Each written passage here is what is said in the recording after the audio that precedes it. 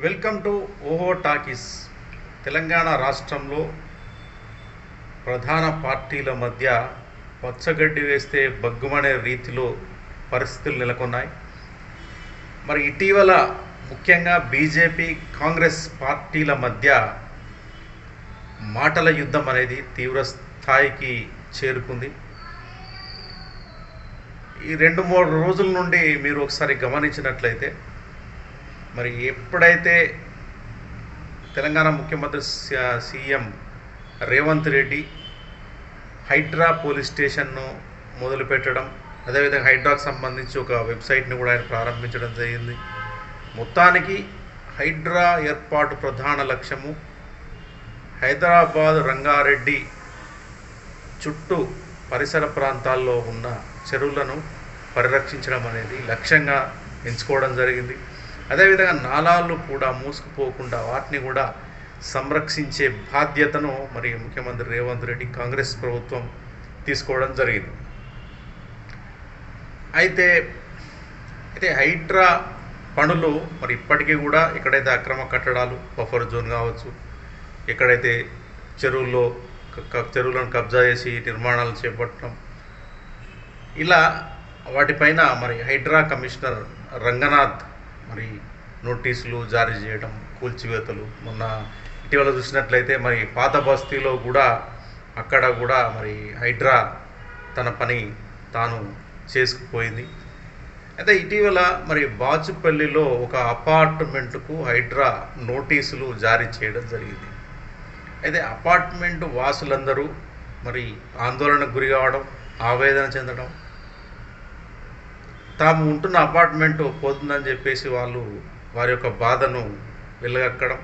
మరి ఈ నేపథ్యంలోనే మరి వాళ్ళు మల్కాజ్గిరి ఎంపీ అయిన మరి బీజేపీ ఎంపీ ఈటెల రాజేందర్కు వారి యొక్క బాధను, ఆవేదనను చెప్పుకోవడం జరిగింది. వాళ్ళు కన్నీరు మున్నీరయ్యారు. మరి యాక్చువల్గా మనం తీసుకుంటే ఈటెల రాజేందర్ ఎవరైనా సమస్య ఉన్నప్పుడు, ఎవరైనా బాధల్లో ఉన్నప్పుడు వారి సమస్యను చెప్పిన సందర్భంలో మరి ఈటెల రాజేందర్ తొందరగా రియాక్ట్ అవుతాడు.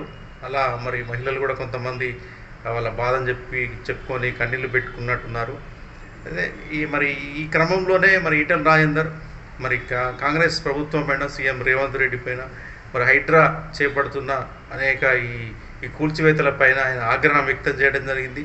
మరి ఈ సందర్భంలోనే మరి మరి రేవంత్ రెడ్డి పైన కొంత అంటే పరిధి దాటి ఆయనను కొంత దూషిస్తూ మరి ఈ సందర్భంలోనూ ఆయన మాట్లాడటం జరిగింది. అది మొత్తం పూర్తిగా మరి కాంగ్రెస్ నాయకులు కూడా ఆగ్రహానికి గురయ్యారు. చాలామంది దీనిపైన స్పందించడం జరిగింది. అది ఎందుకు మరి ఈటెల రాజేందర్ మరి సీఎం రేవంత్ రెడ్డిని కొంత పరుష పదజాలం ఉపయోగించి మాట్లాడాలని లోతుల్లోకి వెళ్తే తెలిసిన విషయం ఏంటంటే, ఏదైతే మరి బాచుపల్లిలో ఒక అపార్ట్మెంట్కు హైడ్రా నోటీసులు జారీ చేసిందనే విషయం వాళ్ళు చెప్పిన తర్వాత ఈటెల రాజేందర్ మరి గవర్నమెంట్లో ఉన్న మరి మంత్రి శ్రీధర్ బాబు కొంత ఈటెల రాజేందర్ క్లోజ్ అట.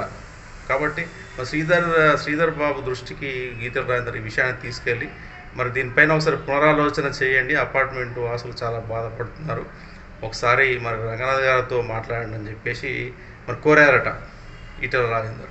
మరి శ్రీధర్ బాబు ఈ విషయాన్ని రంగనాథ్కు చెప్పి మరి దీనిపైన కొంత మీరు ఆలోచించండి ఒకసారి, మరి ఇది మరి నిజంగా ఇది కూల్చివేసే అవకాశాలు ఉన్నాయా, ఒకసారి మరి ఇది ఏ పరిధిలో ఉంది, ఇట్లాంటి అంశాలన్నీ కొంత పరిశీలించాలని, క్రాస్ చెక్ చేయాలని మరి శ్రీధర్ బాబు కూడా మరి కమిషనర్ రంగనాథ్ను కోరడం జరిగింది. అయితే కమిషనర్ రంగనాథ్ మరి శ్రీధర్ బాబు చెప్పిన విషయాన్ని పట్టించుకోలేదట. ఇది హైడ్రా పంపించిన నోటీస్ కాదు, ఏదైతే అపార్ట్మెంట్ ఉందో అపార్ట్మెంట్కు హైడ్రా నోటీస్ మేము పంపించలేదు, ఇది రెవెన్యూ ఏదైతే డిపార్ట్మెంట్ ఉందో వాళ్ళు పంపించారని చెప్పేసి కూడా ఆయన పరోక్షంగా మరి ఈటెల రాజేందర్ కూడా మరి సంకేతాలు ఇచ్చాడని వినబడతా ఉంది. మరి ఇక్కడ ఎంపీ ఈటెల రాజేందర్ కోరినప్పటికీ వీళ్ళు ఏవైతే మరి హైడ్రా సంబంధించింది కావచ్చు, ఇంకేదైనా కావచ్చు, అపార్ట్మెంట్ విషయంలో వాళ్ళు అంత దాటవేసే ధోరణి ఏదైతే ఉందో ఆయన కొంత మనస్తాపానికి గురై మరి సీఎం రేవంత్ రెడ్డి పైన విరుచుకుపడడం, ఈ విధంగా ఆయన మాట్లాడడం జరిగింది. అంటే ఈ అంశాలే కాకుండా మనం ఒకసారి లోతుల్లోకి వెళ్ళి చూస్తే మరి 2023 సంవత్సరంలో మునుగోడు ఉప ఎన్నిక రావడం జరిగింది.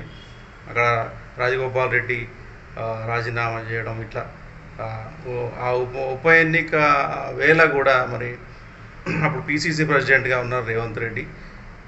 మరి ఈటెల రాజేందర్ కూడా ఆ సందర్భంలో రేవంత్ రెడ్డి పైన కొన్ని అంశాలు ప్రస్తావించడం జరిగింది. అంటే బీఆర్ఎస్కు అమ్ముడు పోయాడు రేవంత్ రెడ్డి. ఈ మునుగోడు ఏదైతే ఎలక్షన్ విషయంలో బీఆర్ఎస్కు అనుకూలంగా రేవంత్ రెడ్డి పనిచేస్తున్నాడు, బీఆర్ఎస్ నాయకుల దగ్గర అంటే కేసీఆర్ దగ్గర, బీఆర్ఎస్ పార్టీ దగ్గర 25 కోట్లు తీసుకున్నాడు, ఒక లోపాయికారి ఒప్పందం చేసుకున్నాడని చెప్పేసి ఒక అలిగేషన్ మరి ఈటెల రాజేందర్ అప్పుడు వ్యాఖ్యలు చేయడం జరిగింది. దీనిపైన చాలా సీరియస్ అయ్యాడు రేవంత్ రెడ్డి. ఆ టైంలో చాలా సీరియస్ అయ్యి ఈటెల రాజేందర్కు చాలా వార్నింగ్ కూడా ఇచ్చి హెచ్చరికలు కూడా జారీ చేసిండు.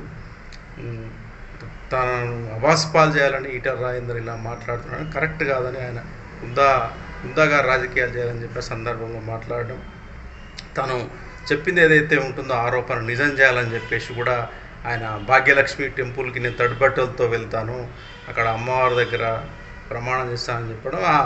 అదేవిధంగా మరి రేవంత్ రెడ్డి కూడా తడిబట్టలతో చార్మినార్ దగ్గర ఉన్న అమ్మవారు టెంపుల్ భాగ్యలక్ష్మి టెంపుల్కి వెళ్ళడం, మరి అక్కడ కూడా ప్రెస్ మీట్ పెట్టి మాట్లాడడం. మరి ఆ తర్వాత ఏదైతే రేవంత్ రెడ్డి మాట్లాడాడో వ్యాఖ్యలు ఏదైతే మరి ఈటెల రాజేందర్ గురించి చాలా మాట్లాడాడు, ఆగ్రహం వ్యక్తం చేశాడు. మరి ఈటెల రాజేందర్ అప్పుడు మళ్ళీ మౌనం వహించాడు. అంటే అప్పటి నుంచి కూడా ఇద్దరి మధ్యన కొంత గొడవలు, వివాదం, నువ్వా నేనా అన్న విధంగా మరి రాజకీయాల్లో వారి మధ్యలో మాటల యుద్ధం మీద జరుగుతూ ఉంది.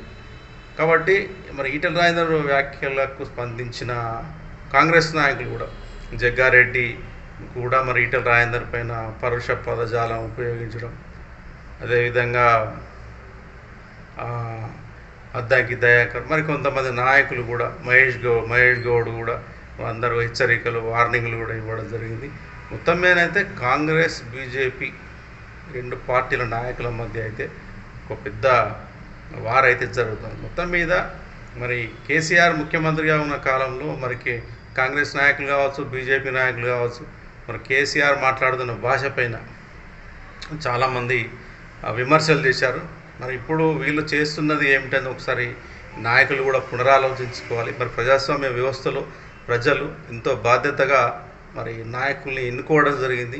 ప్రజా సంక్షేమము, పరిపాలన, అభివృద్ధి కార్యక్రమాలు, సమస్యలపైనే ఫోకస్ చేయాలి తప్ప పార్టీ నాయకులు ఈ విధంగా మరి ఒకరిపైన ఒకరు మరి పరిధిని దాటి మరి అన్పార్లమెంటరీ లాంగ్వేజ్ వాడడం అనేది కరెక్ట్ కాదని చెప్పేసి చాలామంది వారి అభిప్రాయాన్ని వ్యక్తం చేస్తాం.